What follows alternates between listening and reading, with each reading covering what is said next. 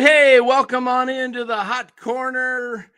The Giants suck. And have a great night, everybody. We will see you next week.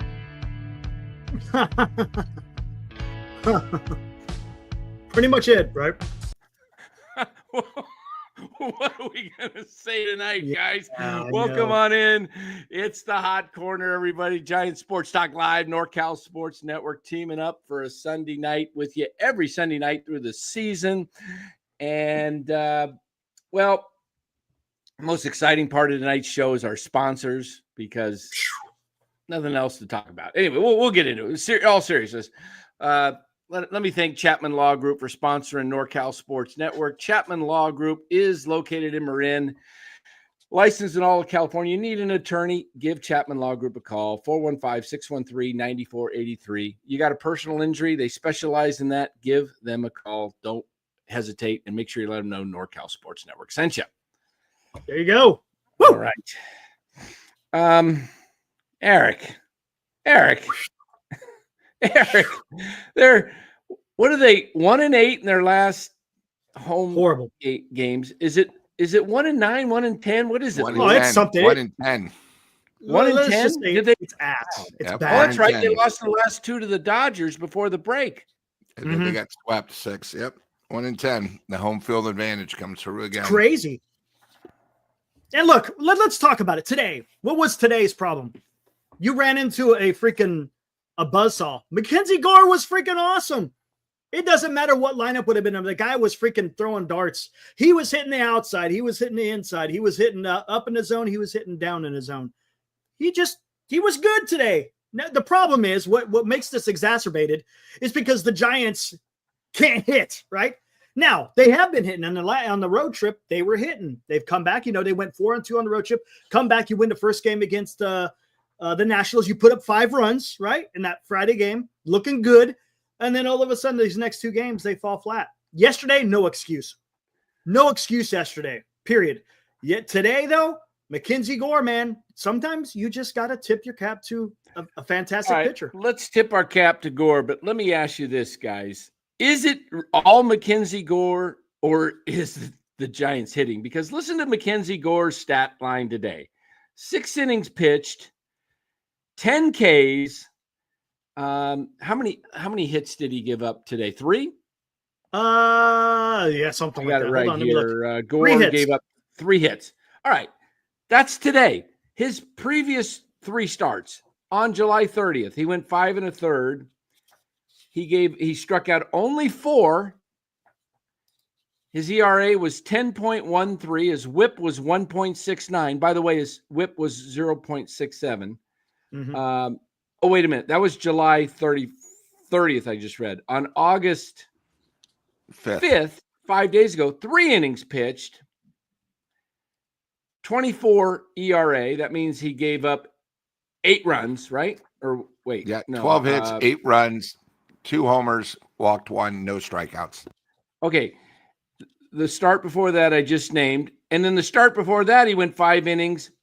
Had a ERA, that one was pretty good, 1.8. But the start before that, 2.1 innings, ERA of 30.86, a WHIP of 4.71.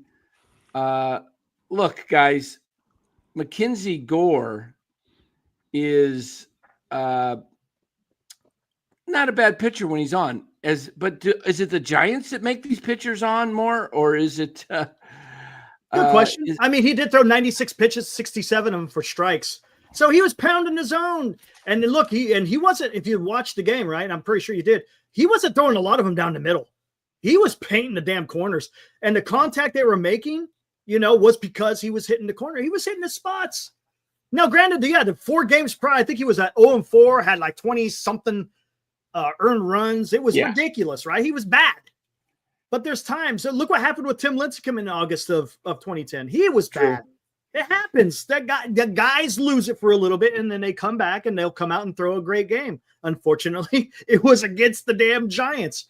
And the crazy thing of all this, and I know it's as each day goes by, it's less and less going to happen. The Giants are still 4 games out of the 3rd wild card, dude. And that's why you see the thumbnail. I got Juan Soto with the silver platter because he's given look, you got the Cardinals, the Reds, and the Giants all vying, and along with the Mets, all vying for that third wild card. It's crazy. Look, do the Giants have the horses right now? No. The starting pitching right now is an absolute freaking disaster. And the hitting is spotty. Because look what on the road trip, look what they did on the road trip. They were hitting. Today, not so much. I should say the last two. Yeah, people ask who the Padres are throwing against the Giants. It's Darvish, Nestor Cortez, and Nick Pivetta. The Giants will throw Logan Webb tomorrow. Yep. And then on Tuesday, the Giants will go with Robbie Ray. Yep. And then on Wednesday, it is Kai Wei Ting. All right. So we'll see if Kai Wei can back up, maybe out of Ventura Highway every day. That's not Ventura Highway. That's Carefree Highway. That's Gordon Lightfoot. I got the tunes mixed up. Gordon Lightfoot. We won't hold it against you, Dan. There we go. I want to know from everybody out there, the Giants, the Mets lost in crazy fashion. They were up 6-1. They lose it 7-6. Edwin Diaz, who I just traded for. What are you doing, Diaz? Giving up the gopher ball. And cost me 5 points, Edwin. But you helped the Giants. But the Giants are 4 back of the Mets. Now, we talk about it a lot. They're really 5 because they tie, the Mets win the tiebreaker. So the Correct. Giants have to basically are five games back to overtake the Mets. I don't see that closing much more than it already has. I think the Mets are going to probably bad. They're going to and their pitching is not getting any better. Yeah, they're going to go on a mini run though. Their bats are going to wake up, and they still got Manaea that can pitch decently. They've got couple guys, but Mets play Seattle next weekend. They got the Little League game next Sunday night where the Little Leaguers are there. Oh, gotcha. Where do they play that over in Williamsport, Pennsylvania? Williamsport. Yeah, where they play the big game, and then I still like it at the cornfield. I wish they'd go. I want them to go back to the cornfield. Yeah, I love the cornfield. That NASCAR thing. I was like, man, that's kind of dumb. I'd rather go see it at the cornfield. Yeah, the NASCAR thing. That was pretty wild. Yeah. The game got rained out on Saturday night. It was just drenched. The Nevada Little League qualified. They won the Western Regional. Okay. Well, at least Southern California didn't get it. Can't stand anything that Southern California does. Underdog Rising. What's he talking about? NorCal guys, I'm right. Why are you scared of the truth? Right about what? What'd you say earlier? I have no idea. I think he said Melvin's the best thing to happen to the San Oh, wait, this is the guy that was going to put he wanted to bet you $10,000 last Sunday, remember? I'll bet you $10,000, remember? That's this guy? Yeah, he changed his name. He changed his name because I you gave him the all heave-ho? I gave him the heave-ho. I gave him the Jen what's her name? The new umpire, Jen Powell or something like that? Powell. I think it's Powell. It's not Powell. WOL. I did a little tweet on it today. I watched the game. Her first strike of the game was this far inside. And then she was nervous. She actually called a pretty good game. I had no complaints.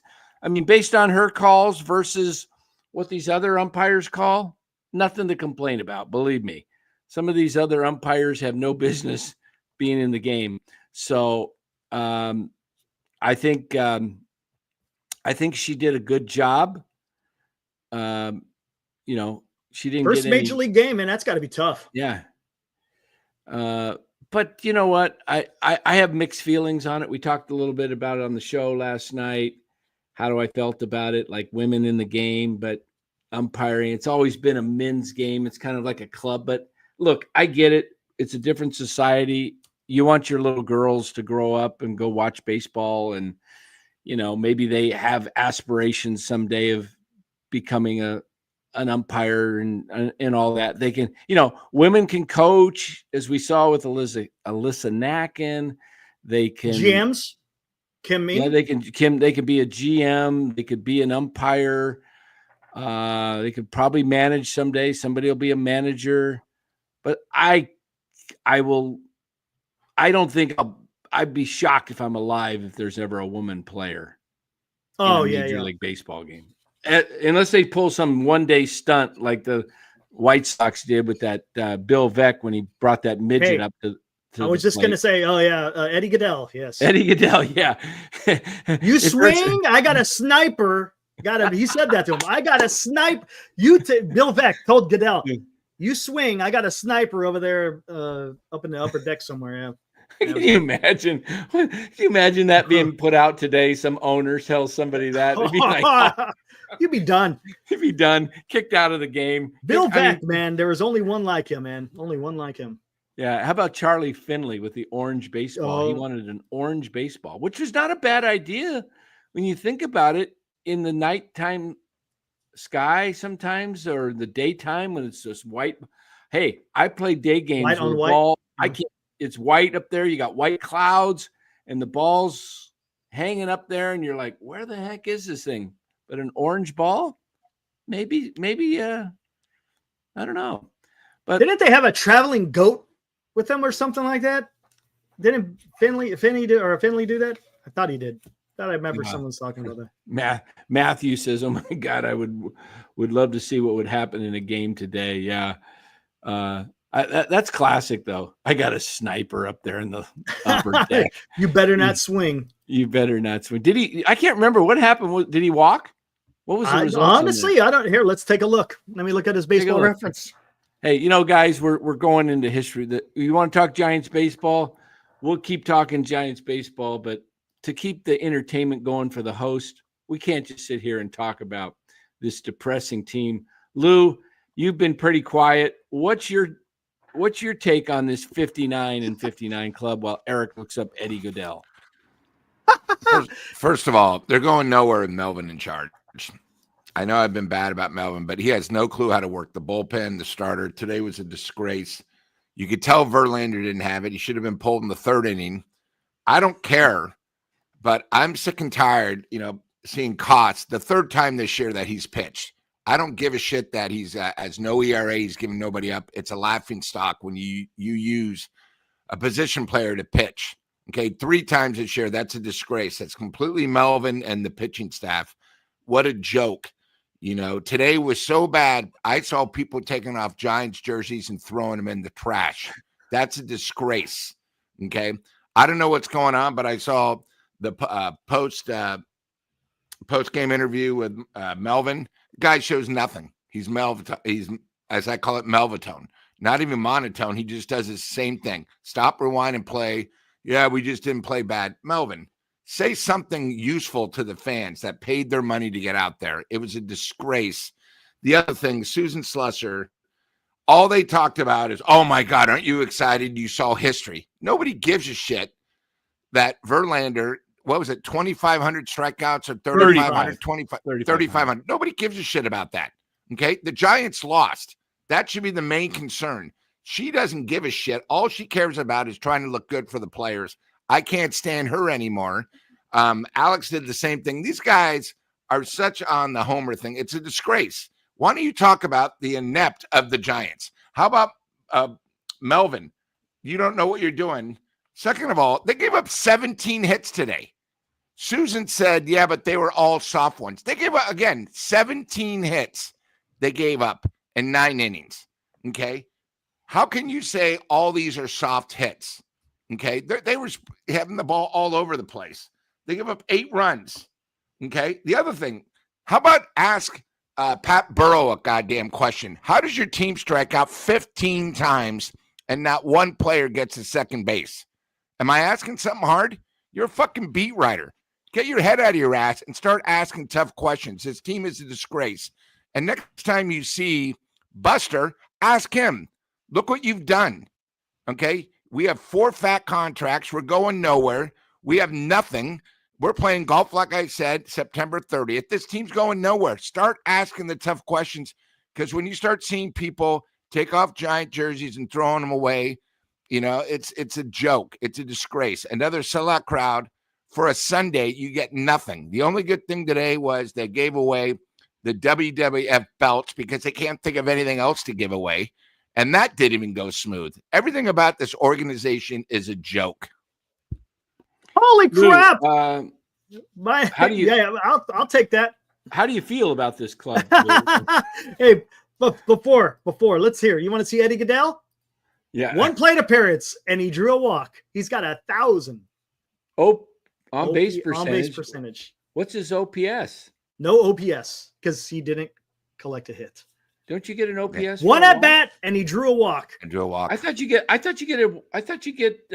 1,000 or something when OPS or something if you get a walk, didn't it? No, OPS. No, I don't. You get nothing with OPS. That has to do with how well you hit the ball with, and it takes in consideration singles, doubles, triples, home runs.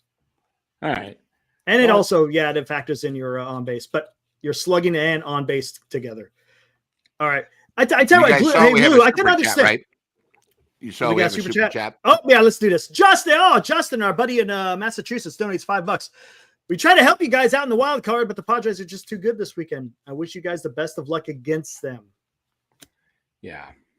We'll see how that pans out. We'll talk about that later. But Lou, I get what you're saying. I get where you're coming from. Frustration. I get it. But as far as Bob Melvin, look, has he been a good manager? No, he hasn't. But to put it on Bob Melvin for today, I would have to push back. Look what they had to do. Well, real quick. First game, you had a bullpen game. You had to have Gage open it, and then you had Kai Wei-Ting, who was great, by the way. And then you had the rest of the bullpen take the rest of the way. Yesterday, Wisenhunt didn't do shit, so you had to bring in the bullpen. Today, Verlander, when the first inning starts, you're like, oh, wow, okay, looks great. He broke the record, got 3 strikeouts to end the inning, and, hey, it looks like we're going to be good. Bivens had to freaking come in. Look, that is not Bob Melvin's fault. The guys out there got to go out there and they got to freaking compete, whether it's Verlander or whether it's Bivens. If you're not going to sit there and locate your pitches, and if you're going to hang breaking balls, guess what? They're going to freaking hit them. And that's what the freaking Nationals did. They took advantage of bad pitching. Unfortunately, there's nothing you can get. You can't. The bullpen is going to be freaking gasping for air here pretty soon. So you got to take that into consideration. As noted and predicted with this pitching staff, you don't have the type of pitching. Look, we said it and we said it. You got 2.5 pitchers most of the year, maybe 3. You had Webb, Ray, and Roop. Roop went down. He'll come back. How long how effective he can be, how many innings he can go remains to be seen. But I think we see Tidwell. Yeah, beyond Webb and Ray, it's the same doggone thing for the last 3 years. There's no pitching, and they keep running into no pitching. Look, Farhan destroyed this franchise. Got a buddy, a friend of the show in here. We all know him. I'll talk to you off the air. I won't. He had a photo with Will Clark yesterday. He ran into him at work. And Will talked to him and said, basically, hey, Farhan, screwed up. We know. Yeah. Yeah. And it's a joke what they become. They have nothing really in line. It's starting to come up, from the A level. So basically, Buster has to work with bare minimum. Right? That's what he's having to do, right? To a certain extent. In a way, but he's also got some big leaguers. Look. Yeah, sure. I want to address this guy, whatever he was named last week. What was this guy named? Just ENT. I just call him ENT. I don't even know who he is. All right. ENT. He says, tough talk, but address the Bob Melvin Delinea. Despite everything, he's the best thing to happen to San Francisco since Bonds. No, tell me I'm wrong. Come on. You're wrong. You must need a lot of attention to put that up because come on. To say that is one of the most idiotic statements I've ever heard. The best thing since Bonds. Come on.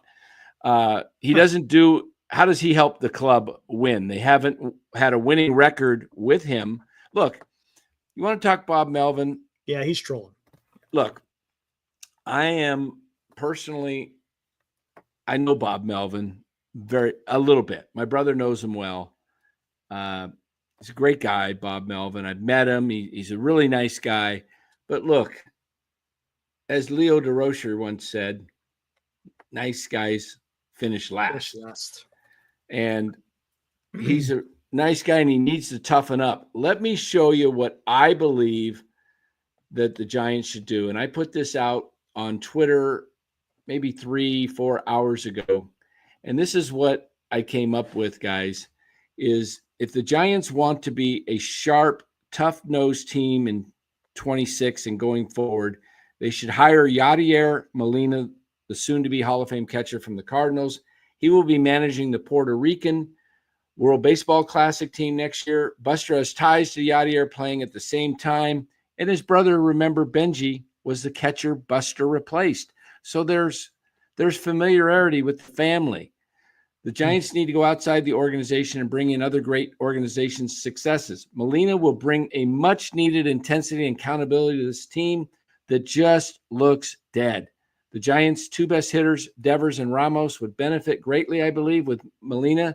Communication-wise, Ramos and Molina are both from Puerto Rico.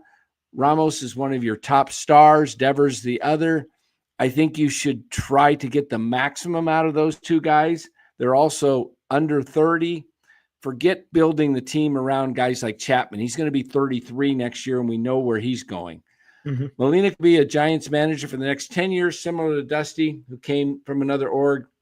The Giants should act now before Molina gets hired by another team. In my opinion, he's going to be the next great manager in the game. Why would you want to retain Bob Melvin in a lame duck season next year? Look, all as they did, if you bring Melvin back next year, aren't you doing the same thing you had this year, him on a lame duck contract, and you're just extending, you're just kicking the can down the road? Correct. You think maybe Posey just did that just to get some pressure off him? Get the pressure off of him? I do. And I don't think, I think the way they are finishing is going to be time for a change.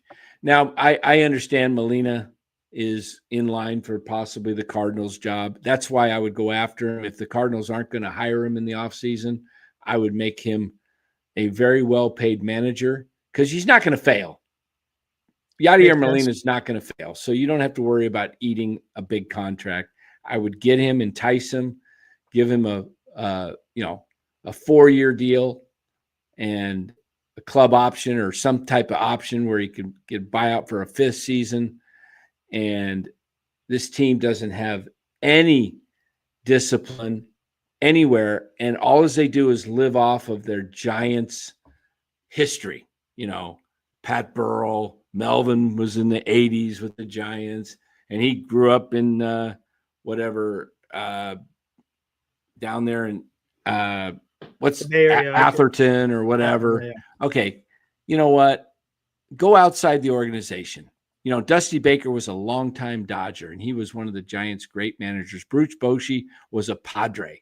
Okay, you don't have to have somebody that was with the Giants that came up as a Giant. Just it had nothing to do with the Giants. Look, the Giants brand right now is down. They're the 5th largest market in all of baseball, and their brand is old. They don't even steal bases. I think they attempted 2 stolen bases in the whole month of July. Attempted, not even stole, but just attempted. Mm-hmm. I mean, this is 2025. I mean, there's the dumpster, or what do they call the big dumper, has more stolen bases than the Giants. Schwarber's got a shit ton. He's got double digits. Come on. Anyway. And that's a cover. I don't see Buster making a move in season. I don't think that's how Buster operates. Off season though, we could have that conversation. I wouldn't be surprised if they move on from Bob Melvin. because someone has to be held accountable, right? You can't fire the players. To a certain extent, you could let them go, but you're not firing players. You're going to have to do something. And if look, 4 series in a row at home that you're losing, that's unacceptable. You just can't do that, especially when 2 of them are against the Pirates and the Nationals. You cannot do that. And I'm pretty sure Buster Posey sees this. Just because he doesn't act now with a knee-jerk reaction doesn't mean that he's not going to make a decision later on. Again, like I said, in the offseason. So it'll be interesting. If you don't think it's real quick, Dan, if you don't see it being Molina, who else would you look at as far as Mark DeRosa? He's going to be the manager of the U.S. Team USA. He's got some, fire. He did play with the Giants in 2010. Not that matters, but going back to that, if you really want to get into that, but a guy, I want somebody that's younger, that's not a geek, that's not going to give us food reviews. It's just not just a normal person that's in their 40s, that's tied into the game. Don't give me some narcissistic clown like Gabe Kapler. Please, please. If the guys, do a social media check before you hire the guy. And if the guy's out there doing food reviews, if he's not talking anything but baseball, I don't want him. I want a guy that, when he known for baseball, talks about baseball. Okay. If that, look, you could talk about other stuff. Hey, but see this guy, Eric, at 8:41 ENT. See that comment? Oh, I got to go way up. 8:41. Yeah. I'm about ready to just say bye-bye. Did you start it? Oh no. You know what? I'll start. There it is. It's in the chat, in the start. Yeah. I mean, this guy's, I think he's, come on. That doesn't even make sense. Yeah. He's trolling. He's trolling. He's doing that to get a rise. Let's get rid of him. Let's just get rid of him. We don't need guys like that. Bye-bye. Okay. Come up with another username and we'll see you next time. That was just dumb. Yeah. He's doing that to get a rise. If you're just trolling to get a rise, come up with something good. We have no problem playing or putting up comments, even if they're, derogatory toward the host. We can handle it. Just speak the truth, nothing but the truth. There you go. So, hey, everyone has their own opinion. That's fine. That's the beauty of baseball. It's a conversational sport. I say that all the time, but that's what it is. If you're just trolling to troll, like making, he's just doing it to try to be, Mr. Funny Guy. Well, go make another username. That one's gone. He'll be back. He'll be back. Fine. Lou says, I'm sorry. Craig says, Greg Albanez, the Guardians bench coach, is a rising star in the coaching circles. That's coming from Don Evansville. What's up, Don? He was part of the Kapler gang, though. Oh, was he? Albanez? Yeah. He was the bullpen guy. Bullpen coach. He was okay. He's okay.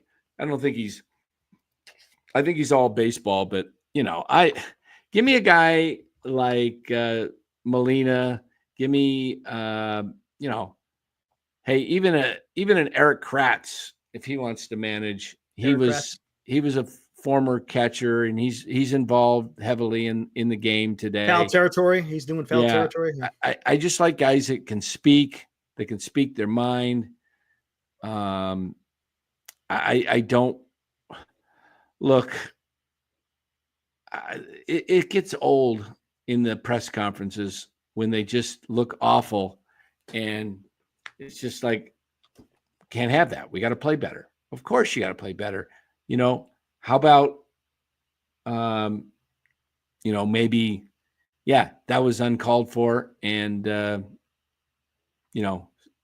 going to put up with it. Something, right. Whatever. Right. And let's see if some guys ride the pine.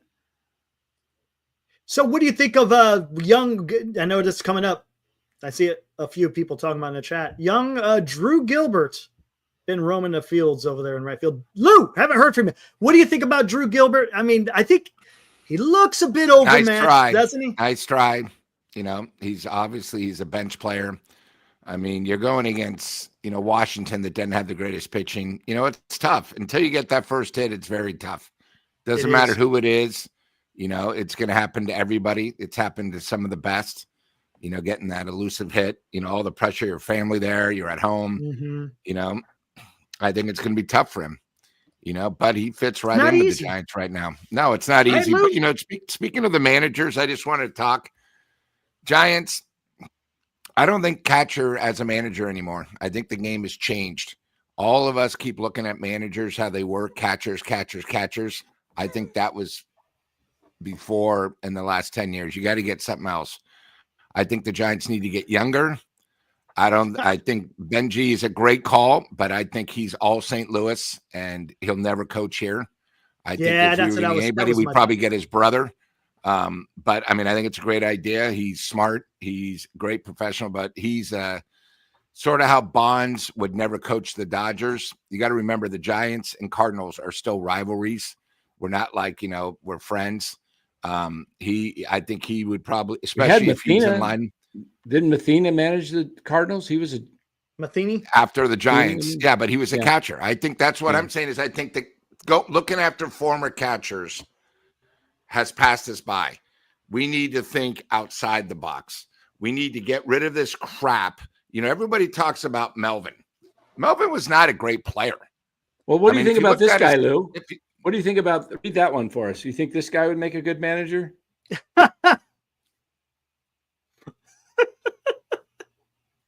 Oh, man. No, that's the problem.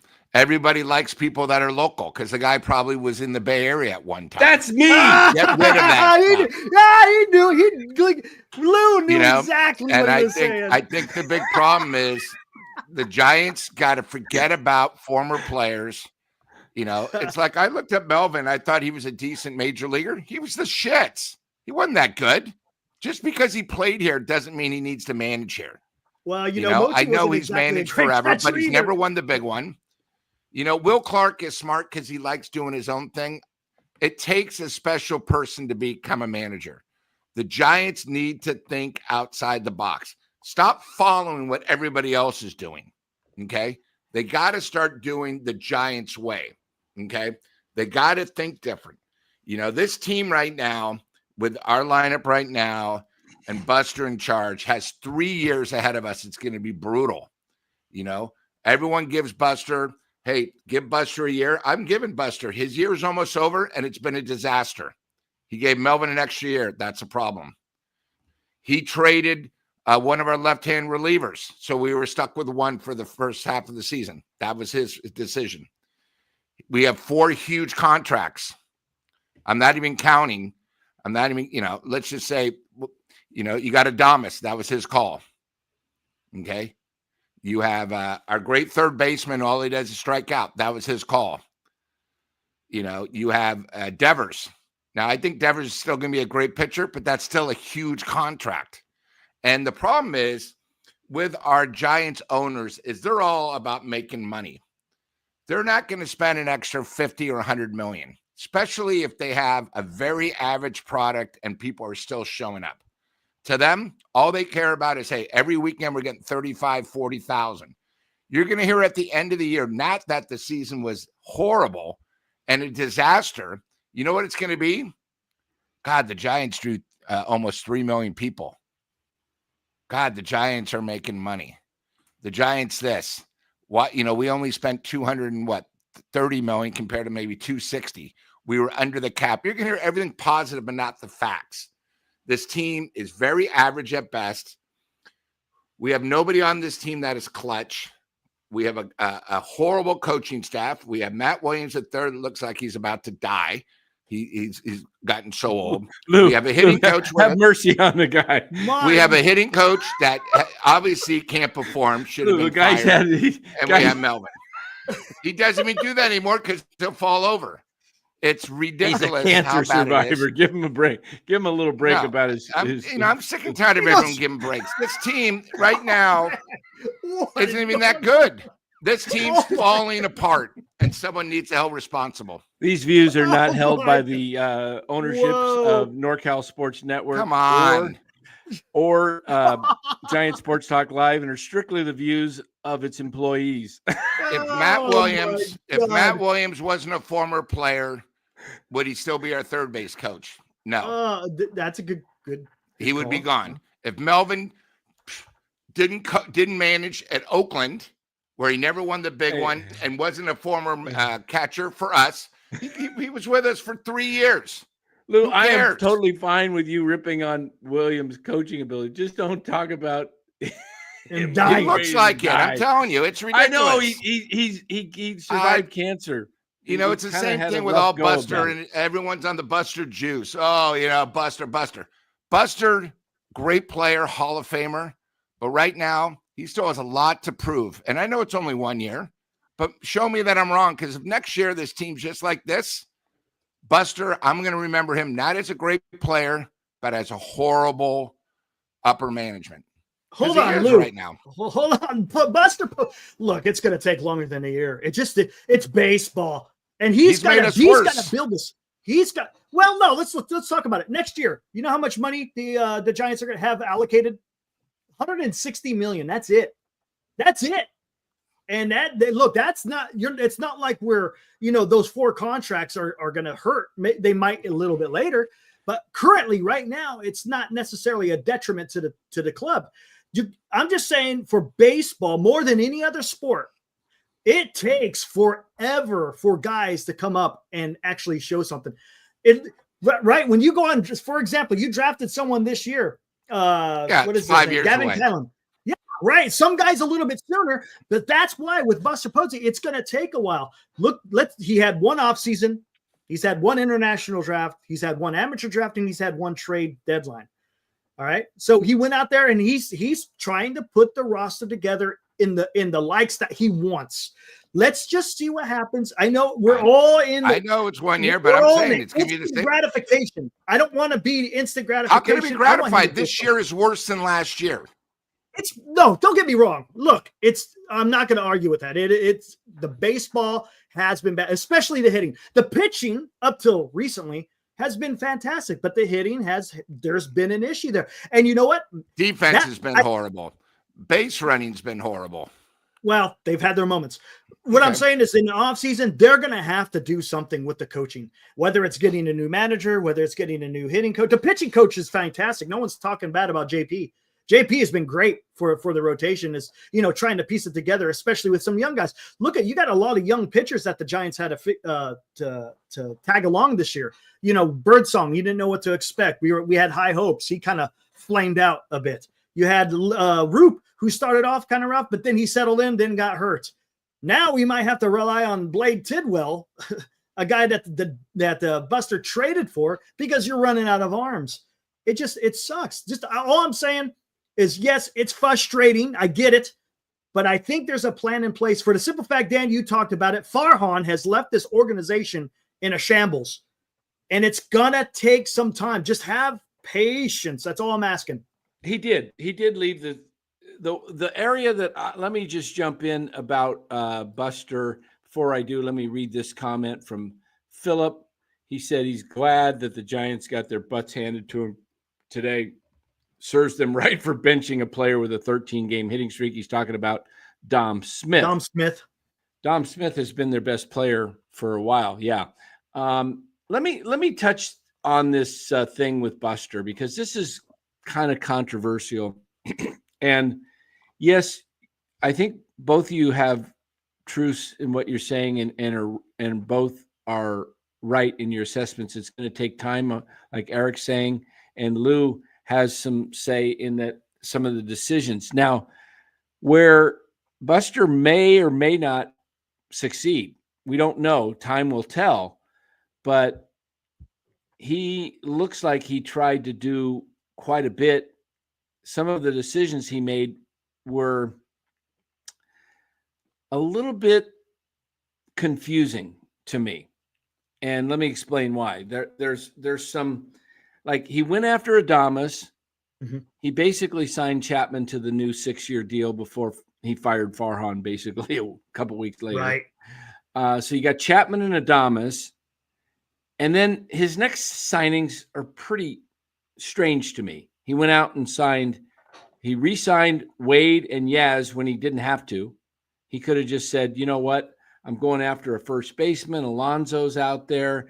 Josh Naylor was available in trade. Obviously, I think he could have went after Torkelson before the Tigers hit training camp. Colt Keith was going to be the first baseman, and Torkelson was the odd man out. So you could have had Torkelson, but Buster was like, no, I'm going with Flores and Wade. And then he didn't have to sign Yaz, but he did. And then he went out and signed Verlander, which was kind of like, you couldn't have done better than a 42-year-old who's coming off his worst season. And it's just kind of like, to me, there was some mixed messages. Yeah, mixed messages. That's fair. And then, I was all for the Devers trade. I thought, you didn't give up a ton and you got a guy, and financially the Giants can afford it. It's not that bad of a contract in the sense that it's like $27 million a year to the salary crap thing. And there's some deferred money in there, like $6-7 million, whatever a year. So it's basically $250 million over 8 seasons is what's left after this year. Okay. You know what? Devers doesn't play well here by the All-Star break next year, and he's struggling, and you say, you know what, we're going to have to rebuild. You know what you do?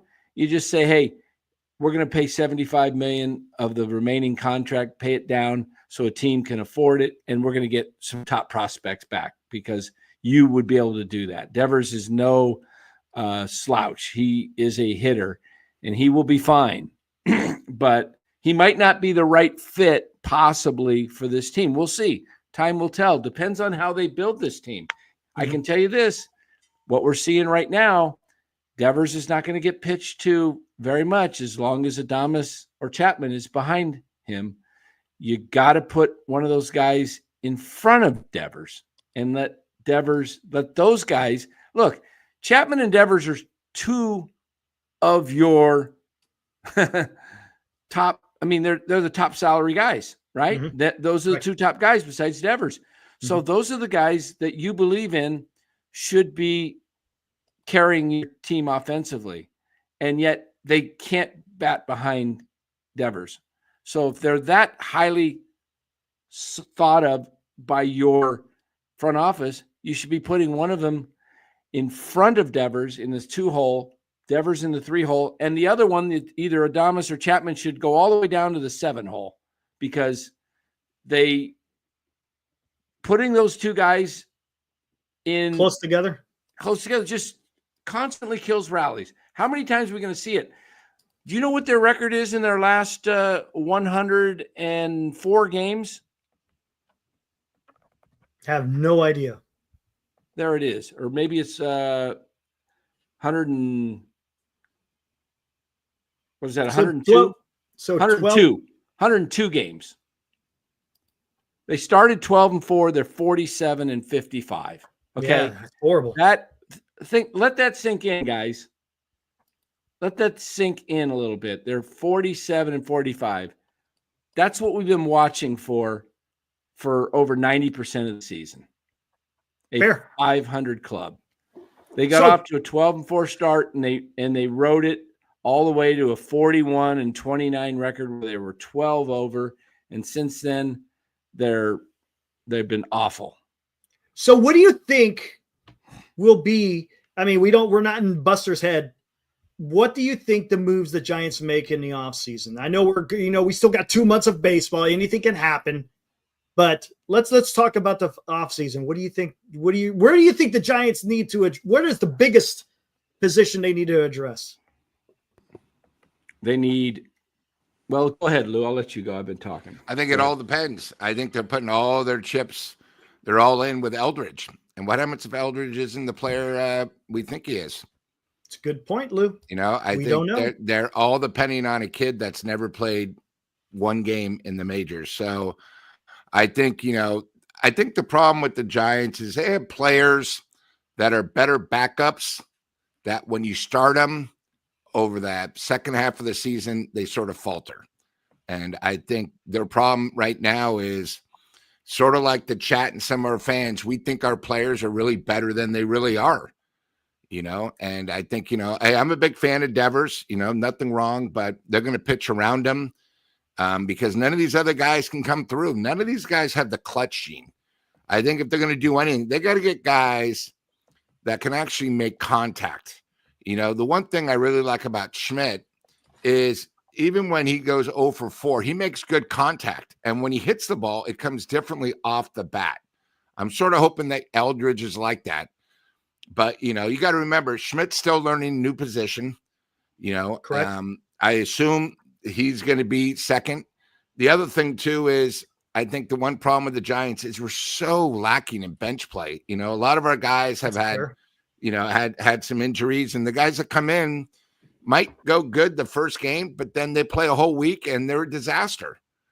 It's just one of those things. I mean, I'm sick and tired of, we have problems in almost every position. I think the one thing I want the Giants to do better, they got to play better defense all around. We all talk about how great our left side of our infield is. I think we have 25 errors combined. You can't have that from two of your studs. We got to be able to hit in the clutch. We got to be able to, beat teams we should. And they got to figure out, no matter what to do against lefties, because this is out of control.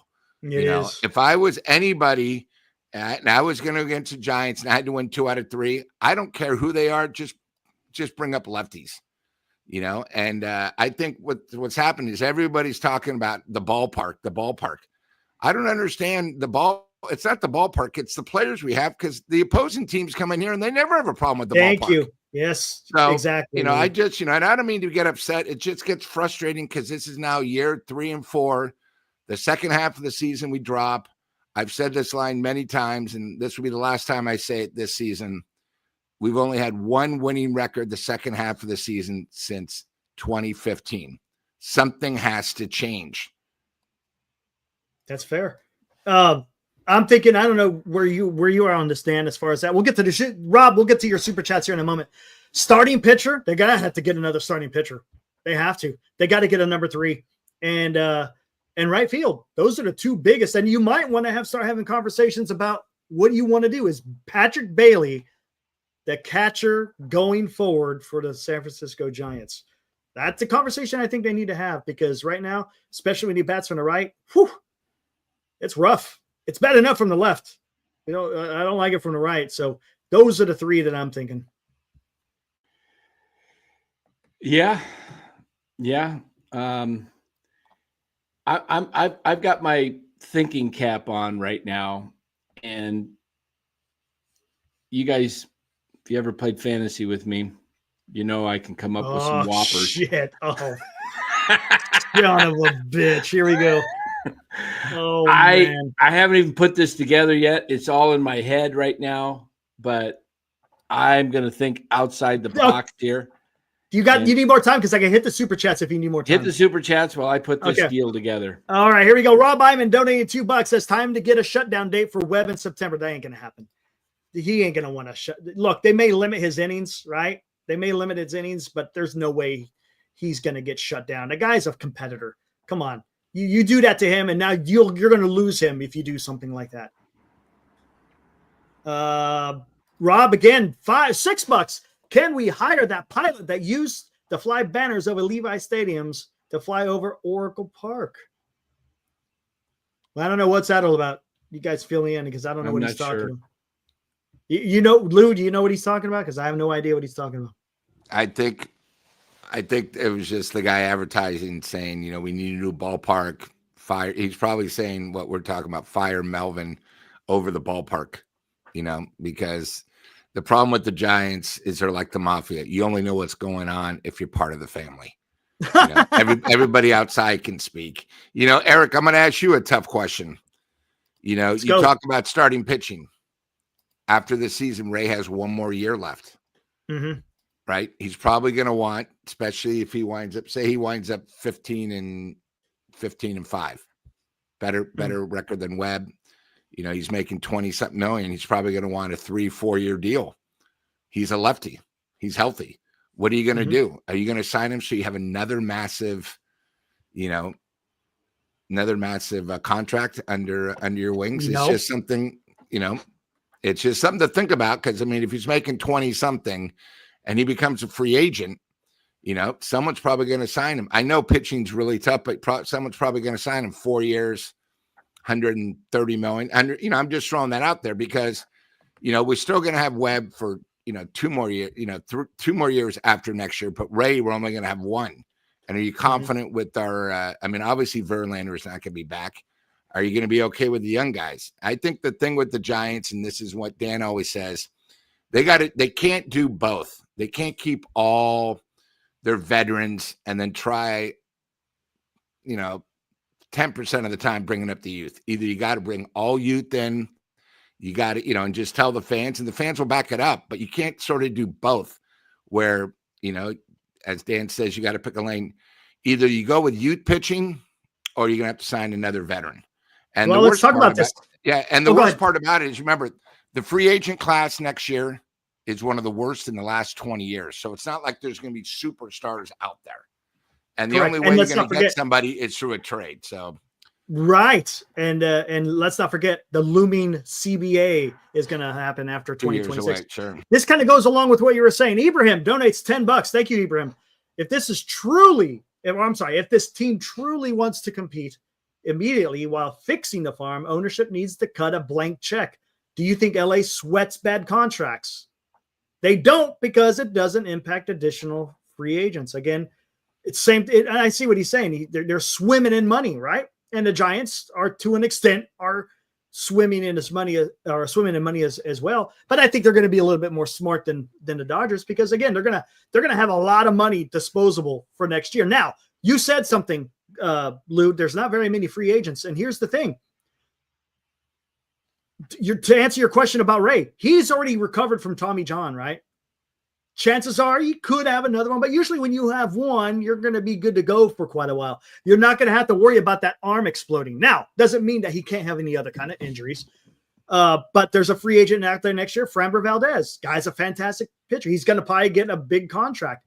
But do you risk giving Framber, say, a 5-year deal at $30 million a year, somewhere around there? Or do you extend Ray? Again, you don't have to extend Ray. You don't even have to have those conversations until maybe halfway through the season next year. So, again, I think that's something that the Giants are probably going to look at. And a lot of it is probably going to be dependent on how well he pitches next year. If he's out there, quote unquote, shitting the bed, well, then maybe the Giants will just say, all right, hey, it was nice having you, but we're not going to extend you. I want to get ahead of myself as far as signing him long-term, because again, you still got to get another year of control. Why put yourself in that position to extend him when you don't have to necessarily? Dylan Cease is going to be out there next year. I'm not high on that guy. And I don't know. And then I think you talked about it too. Lou, is maybe you get some trades done. Who would they trade? Who would it be about? Man, that's just a whole. I got the trade right for you. He's got the trade. I knew it. All right. Let's do this. This is going to be a crazy trade here. Some of you guys aren't going to like this, and I'm not sure I like it. I'm just thinking outside the box, for now. Okay. I'm trying to get some talent here, and I hate to give up top talent, but here we go. All right. Giants need pitching. Giants need some players.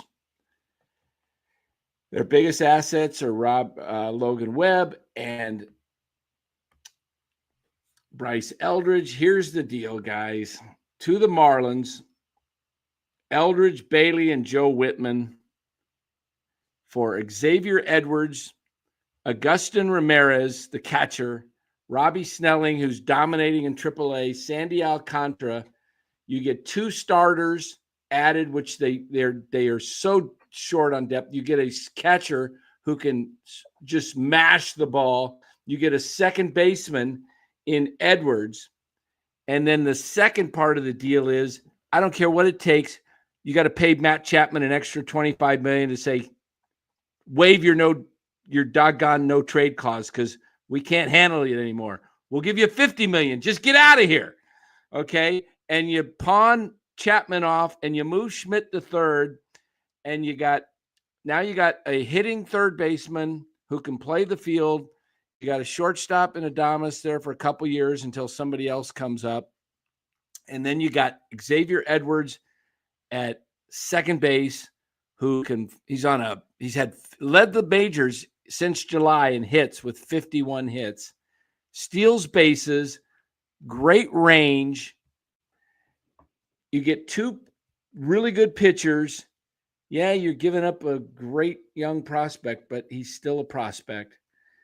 And then you get rid of Chapman and you get more prospects. You get some extra money, you say, by getting rid of Chapman, and you go throw the kitchen sink at Kyle Tucker and you bring in the fences.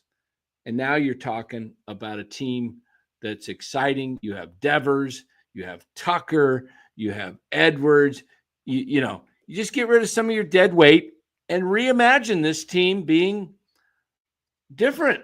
Why do we want to run the thing back with Chapman again? Have we not seen enough of Chapman for 2 years? Do you think we're getting a better Chapman in 26 and 27 and 28 and 29 and 30? Doesn't he have 5 years left after 26, 7, 8, 9?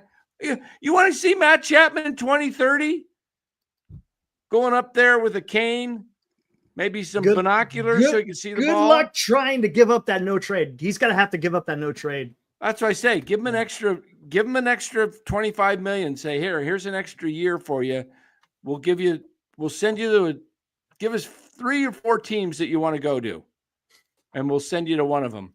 My goodness. That's a lot of moving parts, Dan. Wow. It's a lot of moving parts, but it's what Brian Sabian did in 97. It's what Sabian did in 97. He thought outside the box. He got rid of Matt Williams, who Lou wants to assassinate. Because I think he's a horrible third base coach. Okay, I know. I'm teasing you, Lou. Horrible. No, he got rid of, and he brought in Jeff Kent, who everybody goes, including myself. Who? Jeff Kent for Matt Williams? What the heck is this guy doing? And then he got, I don't know if this Guyana was in that deal or I can't remember the whole deal, but it changed the Giants not only for 97, but it changed them for the next 5 years and made them one of the top teams in baseball for like a 5-6 year period from 97 Dan, do you know what you 03. just did with that trade? And if you get rid of Chapman, you don't have a team that's adapted to the stadium. No more excuses. Young guys that can make contact. Young pitching. And when you get the young pitching under contract, you have a second baseman that can hit, steal. You then can spend and try to get that one big free agent that'll complete the team. Yeah, I just think they got to think outside the box. And, if you're going to keep Eldridge, then fine. Keep Eldridge and still move off of Chapman. But I think Casey Schmidt, and I said, and look, I'm not a Johnny come lately on Casey Schmidt. Eric knows what I was saying before Eric and I were going, they're going to sign Chapman. They're going to sign Chapman in the offseason and we were like, it's inevitable. And of course, they waited till the spring training started. And I was like, oh, crap. Everybody's excited. I'm like, I am not excited about Matt Chapman because I've watched his career. Great third baseman. We all know that. But did we all know that he is not really that great in the clutch when it comes to hitting? He's got a problem. And you know what's crazy? I brought up his damn baseball savant. The guy will take a walk. So if he takes a walk, he has a discerning eye. The problem is when he offers at a pitch, he's got a bad swing, right? Yeah.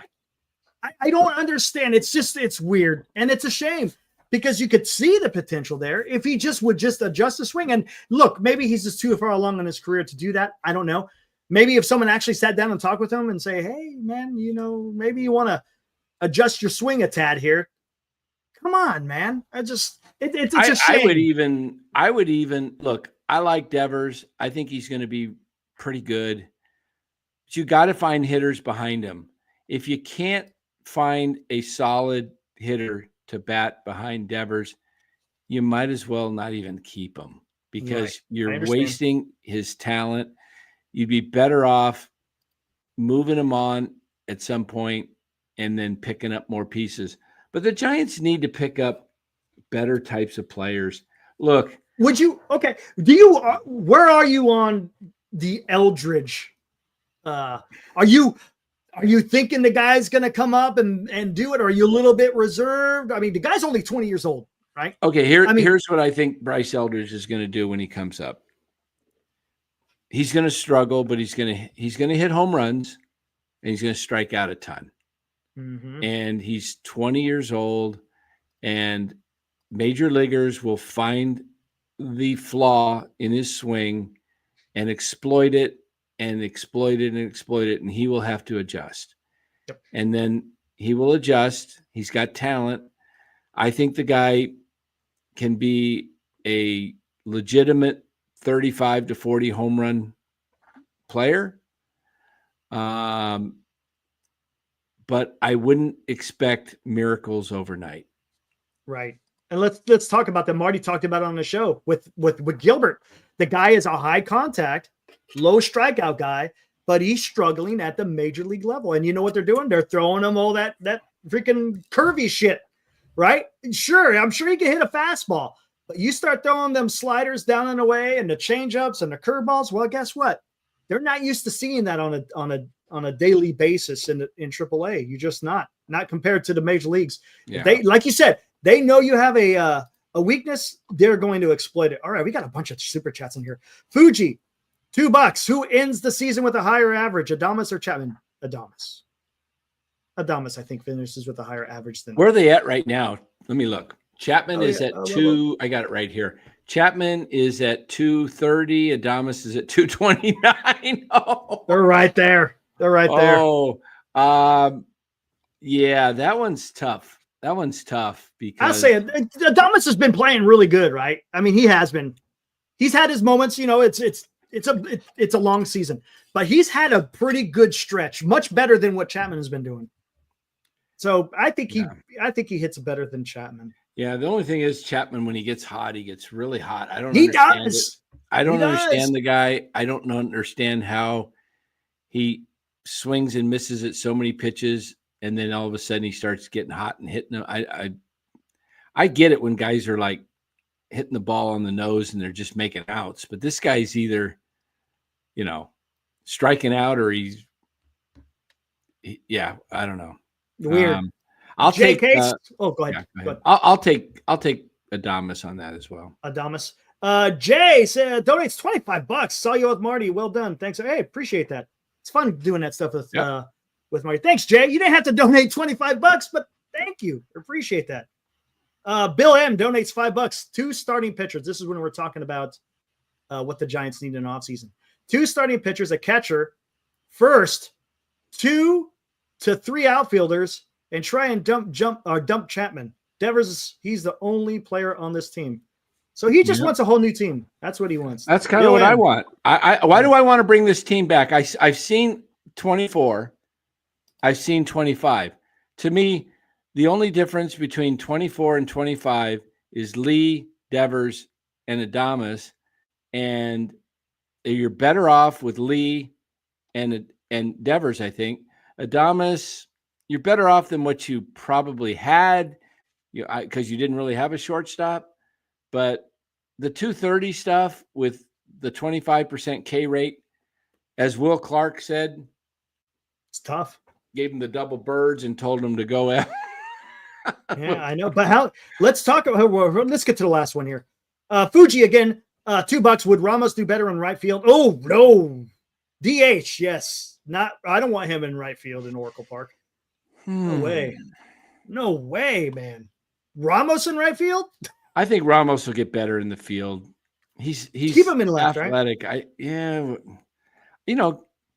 If Gilbert could learn to just make contact, he's pressing. His family's here. They keep showing his family every at bat. Yeah, I know. He's trying to get that first hit while they're here. I mean, what are they going to wait till September? Wait them out. They're wherever they're from, whatever state they came from. Minnesota. They're going to hang out here until September. I mean, he's pushing. He's trying to get that first 9-game homestand. Yes. They got vacation. Here's my question. We all talk about him, but do you think there was a reason why he was in the minors for the Mets? Yeah, there's no place for him Yeah. He's just a prospect. He's not. He's on a path where he wasn't. He's probably was ready for next year. They pushed him up to this year with the trade. I just wanted And he to make got sure. delayed because he had a hamstring injury. That's the problem. Yeah, Injury yeah. derailed his. That's a Giants trademark. The hamstring injury. All Yeah, right. no kidding. Yeah, because he was the Astros' #1 pick in 22, right? Yeah, Was the Mets #2 prospect at one time. Got an injury, didn't fail off, and yeah, now here he is. yeah. Dallas says, talking about Ramos, don't they have a machine that fires fly balls with different spins? Yep. Catch fly balls for the next 6 months, and by springtime, he'll be an expert. I don't know if he's talking about right field or left field, but either way, I think Ramos is talented enough. He's got tools. Look, Ramos is a young guy, and he made the all-star team last year. He's pushed himself to try to duplicate that this year. He ran into some problems. I believe he's on a young team with not a lot of great vocal leaders. I just think he got in his head and he tried to be pushed too hard to not make mistakes. And when you push too hard to not make mistakes, then you make those mistakes instead of just playing freely. I'm not gonna get down on Ramos yet. Justin says Gilbert is Yaz Jr. He looks like it. He does look like a little young, but he's faster than Yaz. He's quicker. And he's short. Yeah, and he's got a better arm. You see that throw today? He's got an arm. Man. His stature, not necessarily his build, but his stature kind of reminds me of Corbin Carroll. Short guy. A little bit. Give this guy a chance. I'm not ready to throw in the towel. Haven't seen him enough. And I like the fact that they're playing him. I wish they just would have played. You know what I wish they would do for the rest of the year? Just play Devers at first base. Put Ramos at DH. Bring up Matos or Luciano. One of the two. Play him in the outfield with Lee and Gilbert. And just go young. Just go young. And let's see what these guys can do. Quit trying to chase this elusive wild card that you think you're in it because you're in it. You're 59-59. You can't even score runs against the Nationals. What'd they score yesterday? Two runs? 2 runs yesterday. It's 4-2. Yeah. I mean, come on. 2 runs, and then you get shut out today. And all at home, by the way. Yeah, look. Day games, not night game excuse. Day games. Just play Devers at first. And again, bring up somebody to play left field.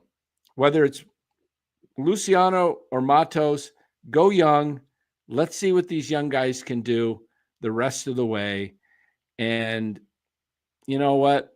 I'd say the heck with it. Chapman, you're getting paid. You're sitting. Schmitz are playing third. Koss is playing second. Let's take a look at Koss and see if he's an everyday player. Guy's a scrappy little player. I don't think he's an everyday player. I think he'd be a great bench. Him and Dom Smith. I don't think he's an everyday player. But I'm just so sick of these veterans that have just, I'm not against Adames as much as I am Chapman because they had this is where I get pissed off with the Giants guys. They didn't have a shortstop. They had to pay for a shortstop. They didn't have to go get Matt Chapman. Farhan went and got Chapman, and then Posey wouldn't even let him go out the door when what's his name? They bid it against themselves. That's the problem. Agent's name? Boris. Boris is playing Posey like a little fiddle. He's like, should have said, yeah, go ahead, test the market. Come back to us when you see what kind of offers you get. Here's our offer. We're going 4 years max. And they go 6 years on the guy. 6 years. No one gave him more than 3 or 4 the first time. And then he plays 1 year, and they want this love affair that this organization has with Matt Chapman by the way, who missed a routine grounder today for an error. Yeah. All you Chapman lovers on defense. Look, I said he's great defensive player, but he's not perfect. I just don't look. You had Casey Schmidt. You drafted him in the second round. You compared him to Matt Chapman when you drafted him. The guy hit 280 throughout his minor league career. Matt Chapman hit 240 throughout his minor league career. So where does Matt Chapman hit in the majors? 240. So if minors is an indication of what they might do after 1,200 plate appearances in the minors, doing the same thing in the majors, that's who the dude is. So Casey hit 280. I think Casey's a 260 hitter. I really do. I think if he's hitting right around 248, 250 right now, that's, he's hitting the ball pretty well. It's just not going anywhere. Today, he blasted one out of the park that just went foul. Yesterday, he hit 3 on the, bullets that found gloves. Yep. Look, he's hitting the ball harder than anybody on the team except Devers. He hits the ball hard. That's what you look for, is guys that make hard contact. So, Casey's hitting 239 right now, 240, whatever. Look, it's going to bounce around. I think he's an easy 250 hitter if you play him every day. And I think he drives in close to 75 runs on the season and he'll hit 20 homers. But again, I think you're better playing him at third base. But they're not going to do it. They're not going to do it. Chapman's here, and you might as well just get used to it. He'll be here, and he's not going to all of a sudden go, oh, Matt Chapman's having a career year. He's hitting 275. He's only striking out 18% of the time. He's got 32. He's on pace for 32 homers. He's going to do 100 RBIs. No, that's not who Matt Chapman is. This is his 9th season. He is who he is, and you're stuck with him. And Giant, and this is part of the problem. This is part of why I think the Giants will struggle for the next 3 to 5 years until they actually get rid of the dead weight and all this young prospects that, like guys like Johnny Level, and if you keep Eldridge, hopefully if they're going to keep him, they keep him, and Eldridge and Bo Davidson and Dakota Jordan. If some of these guys hit, if 3 or 4 of these guys hit, then you're going to have a different makeup of a team in 3 to 5 years. But with Chapman, Adames anchoring the left side with the way they strike out too much, and then you got Bailey in the lineup that strikes out too much. That's a 30-year lineup right there, and I haven't even mentioned McCray, please. McCring, or what do you call him with a K? I call him McKay. I don't want to see Grant McKay. Look. And real quick, before you go into that, Gilbert has leapfrogged Matos and McCray. Yeah, because I think Buster Posey wants to see what I think they know who Matos and McCray are, unfortunately, and that's why he's giving the run to Gilbert. Yeah, I'm fine letting Gilbert play. Let him get his lumps out. When he comes back next year, he'll probably one thing that people got to look at, and this is why I'm in favor of bringing up Eldridge after August 16th, because he won't lose his rookie status. Let him get his lumps, and then you know what? In the offseason, he'll know what he needs to work on. But if you don't give him a shot in a year where they're going nowhere, then he's going to come up next year and struggle, and you're wasting part of next year. Let him get some of the struggle out now so that he knows what major league pitching looks like and what he's up against in the offseason. And you know what? Maybe he's a September call-up. That's a possibility, right? He could be up as early as next week on against Tampa Bay. He's eligible on the 16th to come up and not lose his rookie status. Where would you play him? I'd play him at shortstop. Hey, I mean, honestly, would he be a DH? I don't see him playing. I would at this point. What's crazy is you got Dom Smith, who's has been awesome, man. Probably your best hitter, best player Best or not defender. best player, but best, Contact. your hottest Professional guy. hitter. Marty said it today. He's a professional hitter.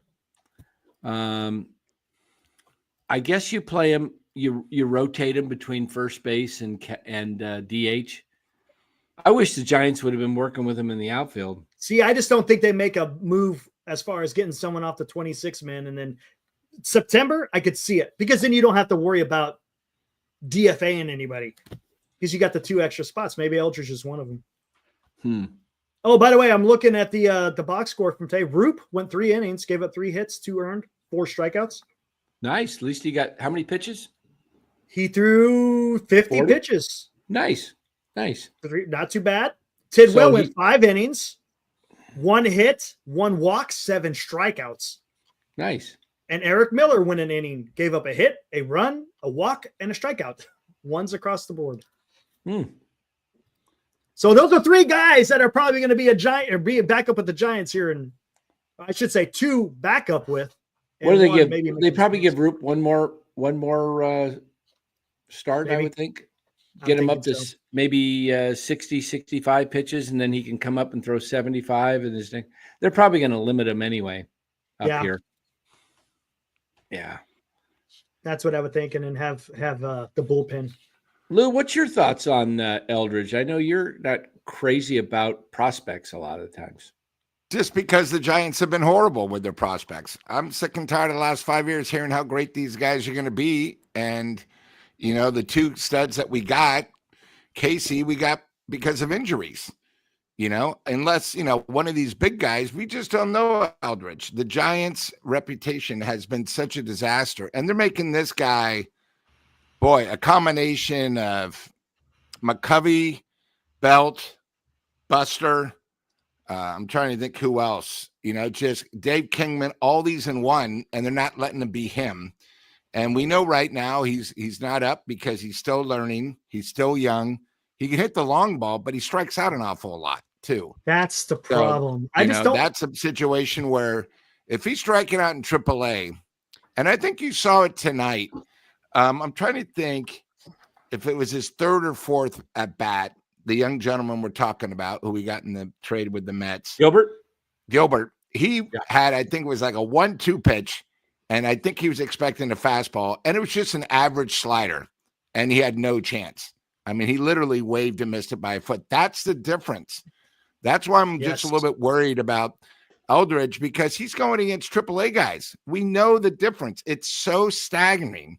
AAA to the majors would be like junior varsity to college Division I. It's that big, and the thing about Eldridge, just, he's on a level that we've never seen before, at least in the last 10 years. I mean, he's got more hype than Buster did. And Buster was a college All-American. He got the Golden Spike Awards. We got lucky to get him because we didn't think we were going to be able to, nobody thought that he could sign.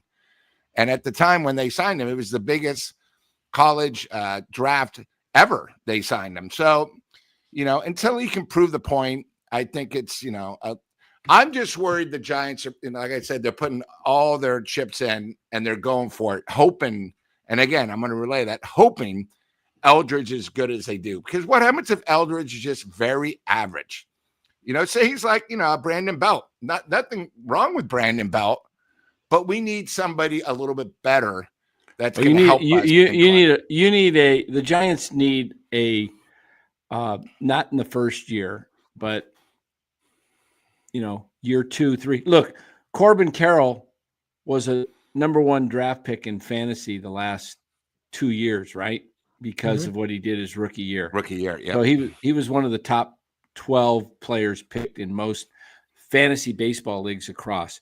Giants need one of those guys. They need a Bryce Eldridge to be a 1st round or 2nd round at worst fantasy pick, one of the top 20 players. And that's not easy. It's not easy, but that's what they need. That's what we're expecting with Eldridge, a difference maker. And that's a lot of pressure. Can he do it? I think he's got the character and makeup of it based on what I've seen of interviews. He seems like a guy that's got a lot of confidence in his abilities, carries himself well. He doesn't look like the typical 20-year-old minor leaguer that has, demeanor that looks down when he speaks and feels kind of like shy. This dude, Awkward. yeah, this dude carries himself like he's the big man on campus. So, and you know what? That's what I want. I want a big man on campus mentality that players have.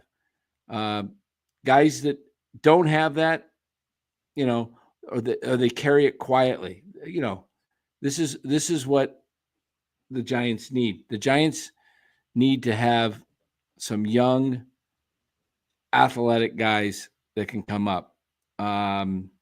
We'll see how this works. To me, guys, it's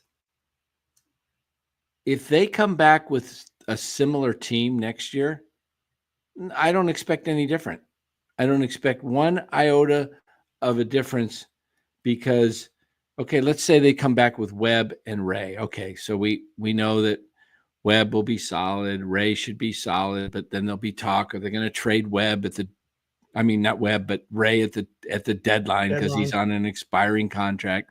And you got Chapman and Adames and Schmidt and Devers, and then you got Lee and Ramos, and then whoever you got in right field, and you got Bailey. What's different? What's going to be different?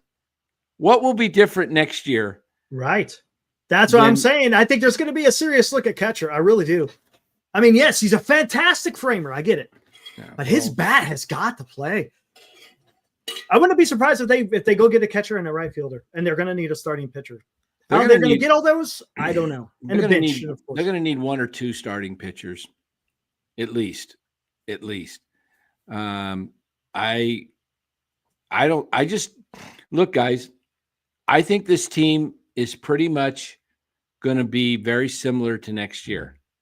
And if Melvin comes back with the same team, you know, if you get excited about that, then look at Lou. I don't know. Let me tell you one other thing. They put you to sleep. How about an exciting? Let me tell you one thing that pissed me off some today. Excitement. And I know if Lou was at the ball game today, he would have been really pissed off. This is what pisses me off about Giants fans. Really pisses me off about Giants fans at the ballpark. Christian Koss comes off the mound in the top of the ninth, and they're saying they're giving Koss a standing ovation. And I'm like, they're not, are they? And I look behind the dugout, and they're giving him a standing ovation. You know what? They should have been booed off the field from the sixth inning on. And that's what's wrong with this franchise. If this was New York, they would have been booing and booing and booing. It's fair, yeah. And you're not lying. And they had nothing else to root for the whole day. When you look at it, the first batter of the Giants got a hit, and then they got an infield hit.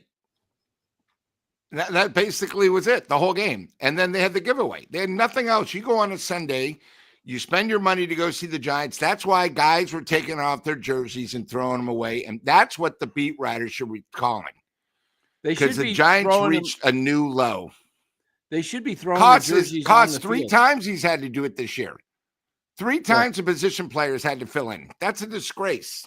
Didn't somebody else pitch too besides Koss earlier in the year?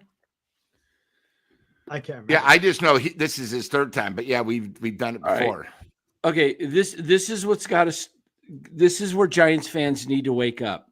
When you pay good money on a Sunday afternoon after they botched it on Saturday, when this is the biggest homestand of the season.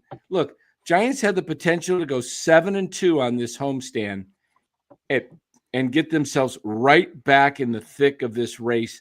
If not just right there, right? Momentum going for you, the biggest homestand. And this is a joke. They can't put up any runs on a guy who had just given up 23 runs in his last 3 or 4 starts. And they make him look like Cy Young today with 15. He never got a guy to second. Never got a guy to second. 15. I would have been livid. And this is the problem with Giants fans. You're too weak and you just believe, 2010, 2012, 2014. Oh, I love my Giants. Let me get where's my Joe Panic jersey? Get your Panic jersey. Let me get my my Brandon Belt jersey. Let me get, my Scudero jersey. We're still living in the past. Cody Ross. Oh, Cody. You'd go, Cody. Look, most Giants fans and the owners are just laughing their way to the bank because they go, look, we got 38,000 we packed in here for the stinking Washington Nationals, the second worst team in all of the National League. And fans are showing up and watching our team not even put up a fight, and they don't even get upset with us. Man, we got these fans wrapped around our fingers. Let's raise ticket prices. They'll still buy them in 26. That is the fans of the San Francisco Giants. If this was New York or Philly, man, they would have just been booing, and the beat writers would be calling out the ownership group, would be calling out the team. What are you doing? What kind of team you put? And there would be so much pressure on the organization that Melvin might have got fired today. Well, let's talk about this. I mean, look at what Aaron Boone's been going through. He still ain't going anywhere. They're still going to stick with him. I mean, it all depends, right? I mean, look, if ownership is going to go by what the press that they're getting, well, then they shouldn't be an owner, because there's going to be times where you're going to have adversity, period, right? And look, Boone might not make next week, Eric, but the problem is who's going to replace Boone? There you go. That's late. And so I personally don't think Boone will be back. And me and Dan talked about it. Boone becomes available, Giants shouldn't think twice. Get him. I just think right now you got to blame somebody. They have no pitching. Their bullpen is the worst in the majors. When you pick up like a stud like Duvall who can't get himself out, there's a problem. And the other thing too is all we heard about is how many great players we had. Harrison, oh my God, we traded him. Guys, he's had one good start in AAA. Guy hasn't made it to the majors. Okay, Hicks has been a joke, right, in Boston. He can't get anybody out. People want his ass. So another Giant thing, nothing. And then you look at Duvall. Oh, God, this guy's good. No, we should never re-sign him because we knew he's not there mentally. He's not going to make it in New York. So these are all guys that we thought were good originally. They haven't been. So I think one of the things we got to think about is, I'm not blaming Buster for this, but who – is it Larry Baer that looks at these players and says, these guys are San Francisco Giant players, let's get them? Something's wrong because whoever's talking about our talent, it's not there. It doesn't matter if they're playing with us or at other teams. So somebody's got to be blamed. What did you think of the no, I don't mean to interrupt. What did you think of the draft and his trades? Talking about Buster Posey and Manasian tag team. Well, with the Mets, considering what you got, the Yankees, me and Dan tried to even find two of these guys. They're like not even single A. They're like rookie ball. That's so far away that two of those guys we got we'll probably never see. Now, that's fair. Again, I'm just saying it always seems like the guys we get in trades, this is sort of the Giants quote. In 2023, he was in number one. He was number 2 overall in the 3rd round, but he's had 3 injuries. Okay, well, if the team drafted him and thought he was so highly, why are they getting rid of him if he's only been with the organization for 3 years?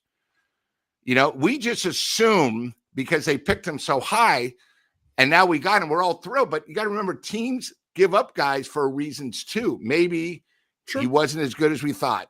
And again, I think it's too hard to do. I'm just glad Buster did something because Rodgers isn't going to be back here next year. Now, here's the other thing. Are the Giants going to be dumb enough to pick Rodgers back up next year? No. Do you want him back? At 35 years old? Cheap. I'm just throwing that out there. Both brothers are going to be free agents. Knowing the Giants, they played with us before. Let's bring them both back. Maybe we can get a deal. That's how the Giants think. They think the same crap over and over again. Maybe we could sit down at the table with Mr. and Mrs. Rogers. I mean, it's just, we keep doing the same thing. And the problem is we keep doing the same thing and every time it's wrong. So why is it going to be different the second time or the third time? I personally think, and then I'll let you talk, Eric. I think they're probably going to play it safe. I don't think Melvin's going to make it next year. I think they're going to have a whole new crew. I think they're going to try to get rid of everyone that was associated with Farhan, fresh start, and they're going to bring someone like Bell. He's used to the Giants organization. He's used to the prospects. He didn't make it with Cincinnati, but he's a San Francisco Giant. The same crap, and then they're going to throw him in. I don't know who this guy is. That's Ibrahim. I don't know who this guy is, but boy, I can't wait to the Giants Cubs games when I finally get to see you in person, and I'll take that. And guess who'll be right in front of us in our seats with two canes, Mr. Williams, and watch him do another horrible play. Oh my God! I don't even want to.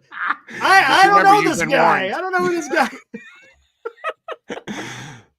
And by the way, Eric, before I forget, on that game, we've been asked to enjoy pizza before with a couple of our colleagues. So I just wanted to make sure you knew about it. Oh, really? Yeah. Los and the boys, they're going to a pizza place. Hopefully Dan can make it and we can have a good group before. So wow, cool. The Los is coming down at the same time? Yeah, he's for coming the up same game. game. He's going to be with Paulie Mack and their crew. Hey, right on. Cool, man. Holy crap.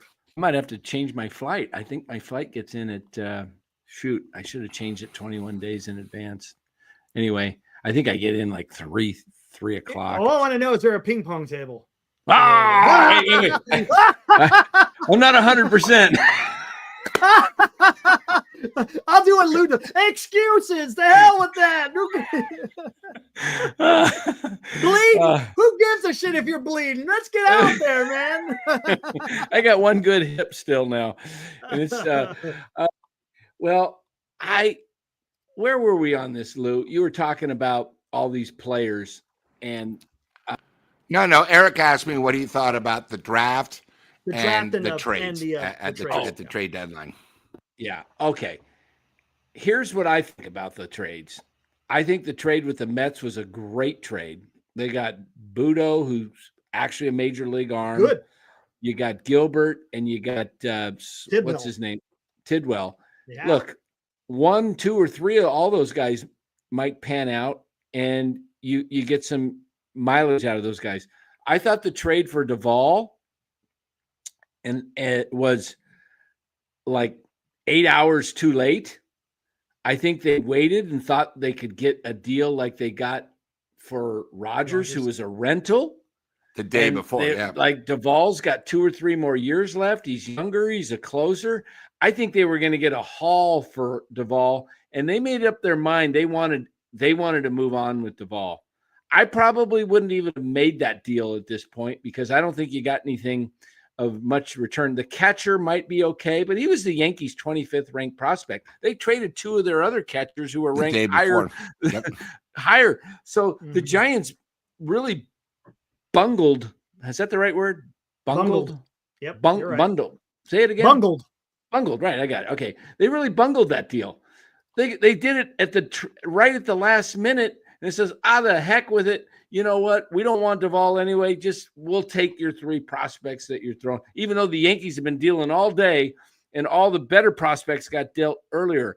I think the Giants messed that deal up and they could have gotten a little bit more for Duvall.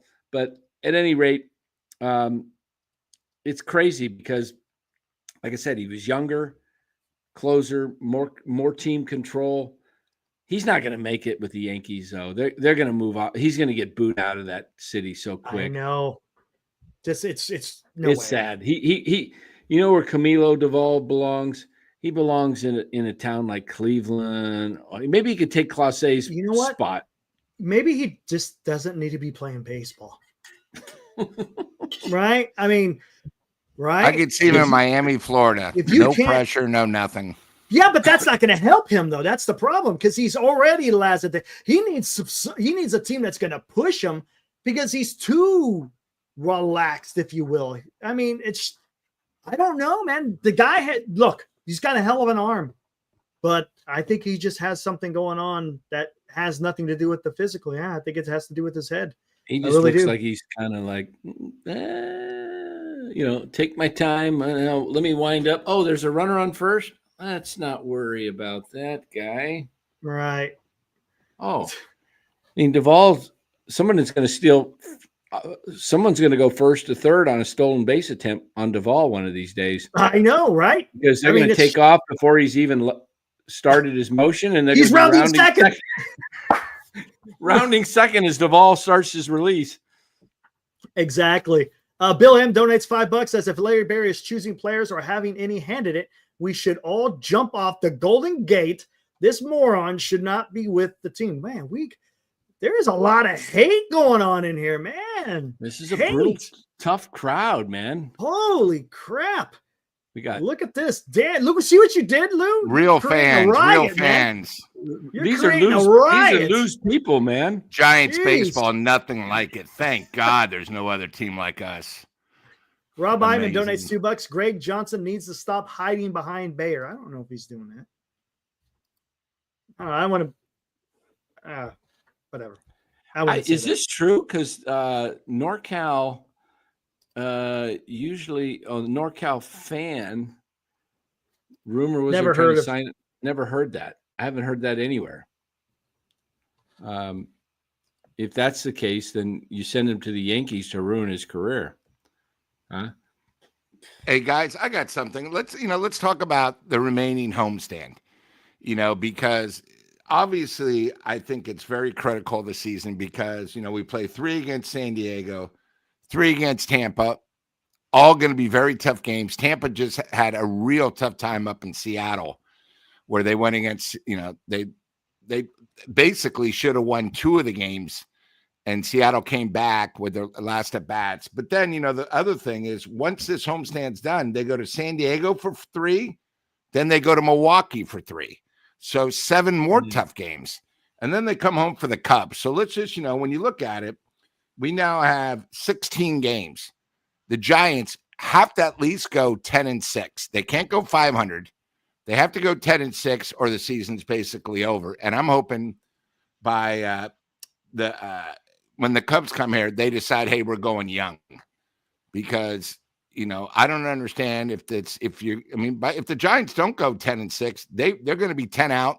They're not going to make the wild card. I'm just going to bring that out. I mean, it's one of those things they got to start thinking that way. How about this, Lou? This is what I was thinking. This is something I put a tweet out a few days ago.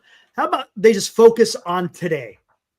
Don't worry about tomorrow. Don't worry about next week. Don't worry about the next road trip. Win today. If they have the attitude of, for example, the starting pitcher. Okay, so they come up the worst game of the year. They need to bounce back tomorrow against San Diego. Win. Focus on that game. Because guess what? You can't control anything else that's happening. All you can do is come out and do your best to win that day. The pitcher has to win every pitch, every at-bat, every inning. Every batter coming into the box has to win that at-bat. If you have that attitude, don't worry about what's going to happen tomorrow. Play a little bit. Maybe it helps them play a little bit more loose rather than just what the hell is we got? My God, we're going to play the Dodgers next week. Son of a bitch.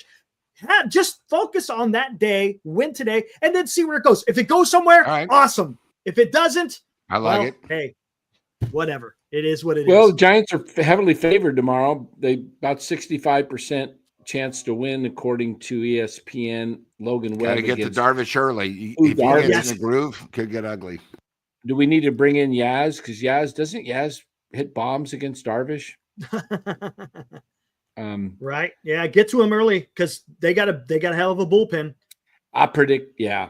I bet you Drew Gilbert gets his first big league hit tomorrow night. If he's in the lineup. He should be.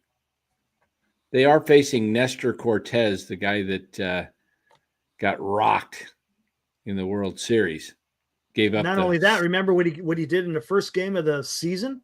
Yeah, didn't he give up like 8 or 9 runs in the first inning or something? Yeah, remember the Yankees hit like 5 home runs off of him in the first inning? Yeah, that's right. All the crazy. Torpedo. That was the beginning of the That was against the back. Yankees. Yeah, that was his first the second game of the season. But it's his second game back Remember, he got traded, so it's the second back game off the injury. So I think he'll probably be a little bit better. Mitchell and Ness says Wisenhunt only had what 3 starts, and everyone's saying he sucks already. I don't know about everyone, Mitchell and Ness. No, we were just talking about he only has 2 pitches. Just me. No, And I don't think he sucks. I just don't think he's all. Look, he's the Giants' 3rd top prospect in their system, and I think he lacks just elite stuff. He's got a really good changeup and a fastball that is straight. It doesn't have any movement. It's just straight. So watch his fastball. It's 94 and straight, one of the easiest pitches to hit. If his changeup's not on, he's in trouble. And if teams are disciplined, like the Nationals were, they laid off the changeup. Why? Because the changeup was below the strike zone almost all the time. So as it was coming in, they just wait for it. They see it's low, let it go. High, the saying is, if it's low, let it go. If it's high, let it fly. That's what they do. And I don't think he has the makeup to be a starting pitcher personally. I hope I'm wrong on this. I think he could be a decent bullpen guy someday because that changeup is nasty. But it's hard to be a starting pitcher when you're going to have to go through the lineup a minimum of 2 times, probably 3 if you want to be pretty successful, Right. And here's another thing. The guy could be fatigued. This is the most he's ever thrown in his professional career. And he might not have his command on that pitch. Yeah, exactly. So you're bringing him up at the most inopportune time because he's kind of starting to feel it a little bit. So I wouldn't say that he's excellent point. I wouldn't say that he's sucks Eric, already. He's had some bad starts. Yeah, Eric, what I would like, and I just concentrate on the game, how about not have everybody in your starting lineup strike out? Can you do that for me tomorrow? I've never seen a team where every single guy strikes out. Usually it's maybe everybody gets hit, but everybody in the starting lineup today struck out. Yeah, like 4 of them struck out 2 times, and the rest all I got the numbers right here for you. Okay. I know what's his name? 6 times, six guys struck out twice. The other 3 struck out once. Yeah, Ramos once, Evers twice, Adames twice, Flores once, Chapman twice, Schmidt twice, Lee twice, Bailey twice, and Gilbert once. So everybody, and you know what? If they had an opportunity to come up, Kinzer and McRae, they could have joined the party too. And I think Gore accounted for 8 of them, right? If I'm not mistaken. Gore had 10. 10. Oh, yeah, 10. Yeah. 10 strikeouts. He was something. I mean, come on. He was good. And here's the other thing is, I know we talk about this on our show, Eric, and I think we now 16 times we've been shut out this season. 16? Is it really that much? Yeah, 16. I think we're back almost at 50% where we've scored 3 runs or less. Yeah, he makes a good point, Ken. He would be a great pitcher against the Giants. Ken, I like it. That's a good one. Yeah. See if we can arrange that. Jeez.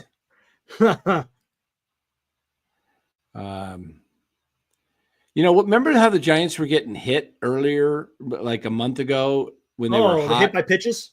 Yeah, and everybody was they were all upset and they were getting, and they were all talking about getting tired of this, and they were like, you notice nobody's hitting the Giants now?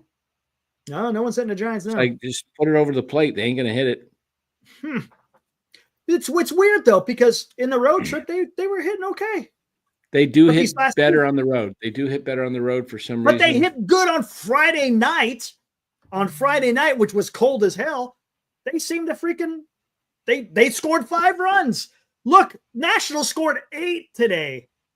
There's no reason they got shut down by a good pitcher. Now, yesterday, no excuse, because you had opportunities to knock guys in yesterday, and they didn't take advantage of it. And that's bad. Washington with 17 hits should have probably scored more than 8 runs. Right. You know what I mean? But they did what they had to do to win. And hey, even though Washington came in here 1-8, in the last 9 games, they did what they had to do Oh my There's gosh. no pressure on Look at them. this. They had fun and they win it. Win the Imagine series. if the Giants would have taken care of business with the Pirates and Nationals at home. They went 1-5 against those teams instead of 5-1. That's a huge swing.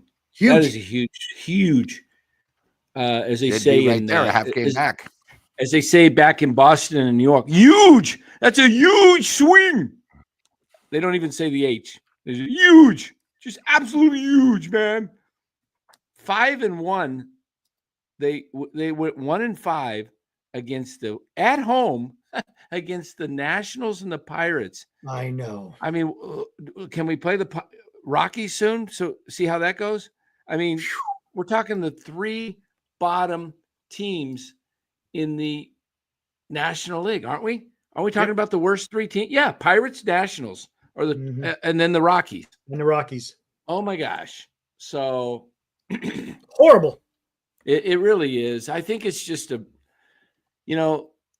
I don't like to jump on people's jobs. Okay, I really don't. It's I don't want anybody saying fire me, but we're in sports and we're in the business. I don't want to say the business, but we're making money. Yeah, we're in the business of telling it like it is and being what our opinions on this team. They just look like they are defeated. They just don't have like this. And I can't put my finger on it, right? I can't just say this is the problem. This is obvious problem, but my goodness, it appears that after all the mistakes they've made, the bonehead base running, the coaching of the hitting, is the strikeouts, the waving runners home, the holding up guys at third base, players just ignoring stop signs and running right through. It's like, what the heck is going on with this whole staff? It's like, it just seems like, I mean, I don't know, just like it doesn't feel like there's anybody running the show. I'm talking about between the lines. Right. Gotcha. I'm not talking about, the front office. In the clubhouse. Yeah, gotcha. I hear you. I'm just saying from the clubhouse to what happens on the ball field. It's it's some of the worst baseball I've ever seen. I mean, seriously, I'm not talking 1 or 2 mistakes. We're talking numerous. Yes. Just guys getting picked off. I mean, even Chapman to the point gets picked off and then gets hurt. Got hurt doing that. What are you doing getting picked off? It's like the exciting moments that we've had in the season, the walk-offs, the Elliot Ramos Little League home run, the Bailey inside the Parker, the 8 or 10 Matos homer against the Dodgers. Yeah, and the previous walk-offs that they had, even opening day against Seattle, Damas pokes one into the outfield for the winning run, and everything's just kind of like all this excitement. Opening day against Cincinnati, Flores comes up with a big home run. It's like we had all these moments, and then those have been drowned out by all these dumb mistakes. And then you watch self-inflicted. Then you watch the press conferences, and it's kind of like, just like this down. I get this feeling like, oh man, this isn't a presser that we're watching. It's a depressor. We're watching a depressor with the, it's like this. I don't know. We just can't have that. Just can't have it. Got to be better tomorrow. Stop, rewind, and push play. I'll tell you what upsets me being a fan is I miss Oracle rocking. I remember how it was during the playoffs. I remember watching the inside the park against Bailey, but we're not seeing that anymore. And I hate watching highlights where I see a team like Seattle right now. Every game is sold out and it's frenzy there. Same thing with San Diego. They're like ready to fall On the field, the place is so loaded. The problem is the Giants just don't have it. And rarely, again, every team brings out a little thrill, but the Giants, it's almost like one step forward, two steps back, by the great Def Leppard, their song. They do something great like Bailey's Inside the Park. Then they come back the next day, they lose 13-0. Then they don't play Bailey. It's like, wait a minute. It's like, try to get it going, but just the mojo's not working. And the problem is they're always saying the same thing. As I see Melvin, he sits back, and it's a big difference. I think we really realize how great Bochy was. Sure, grab a beer. Hey, how you doing? Yeah, it didn't work out, but we got a plan. With Melvin, stop, rewind, and play.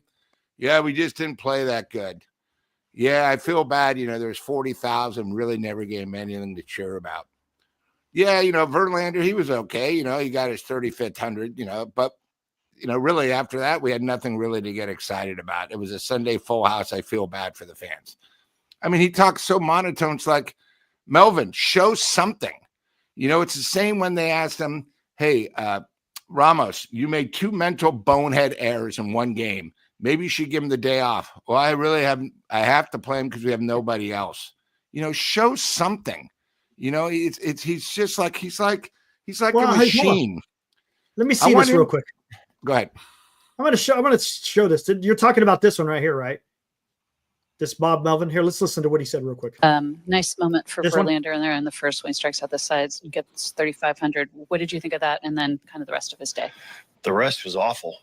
I mean, we have 40,000 people here. We don't give him anything to root for the entire game other than that. So unfortunately, that probably is as disappointing game we've had all year. Back to JV, strikes out the side in the first and has that moment. That was great. But, he's got a lot of accomplishments, a lot of stripes. I'm going to tell you something right there. I'm going to tell you something real quick. He's holding back. He's trying to not absolutely lose it. When he's tapping the desk, and you could tell he wasn't caring about what he's thinking about Verlander. Right. He was still focused on the performance that the team had out in the field.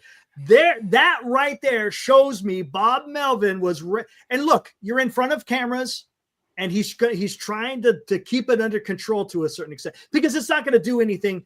If you're going to go up there and throw tables and microphones, it's not going to do nothing. He's trying to be as respectful to the press as possible. You could tell that this loss is wearing on him. I will say this exactly. Well said, Eric. I feel sorry for him as I watch that, and I'll tell you why. He's feeling the stress and pressure.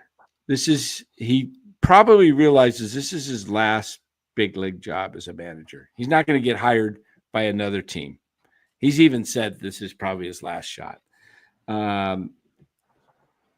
This is probably one of his dream jobs. He grew up in the Bay Area, went to Cal, played for the Giants after being traded from Detroit.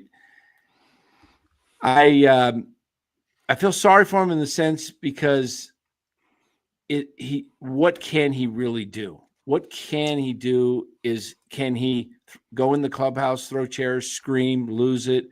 People might just tune him out. Tune him out. Can he toy with the lineup when he's got not a lot to deal with? He's got a flawed team, and can he go up there and swing the bat for them and make contact? No, he can't. And I understand and feel his frustration, but at the same time, I think what Melvin is he's trapped in his personality. His personality is not one to probably go crazy. He's probably pretty controlled, pretty, level-headed. He grew up in a time when he started managing the game, all the way back to around 2000, when the game was different, when players were more respectful of authority and players were listen to managers more. And so now you have a situation where, They're trying to win with kind of rose-colored glasses type of thing situation. This is a, trying to put, lipstick on a pig at times. Mm-hmm. Right. And, but at the same time, I don't think you can repeat this cycle next year. I think you have to go through and make a change, just for the sake of, you got to have a kind of change. Look, the veterans have let him down. There you go. That's fair, right? The veterans have let him down. Chapman, Adames, to an extent, Devers has not performed until maybe the last week or so, right? Started in Pittsburgh or New York, wherever he started to heat up a little bit, Devers, and then he carried it over into the homestand the first game or two. Back-to-back home I mean, runs. he's had like 5-6 good games, but prior to that, the guy was striking out 32% of the time, almost 33.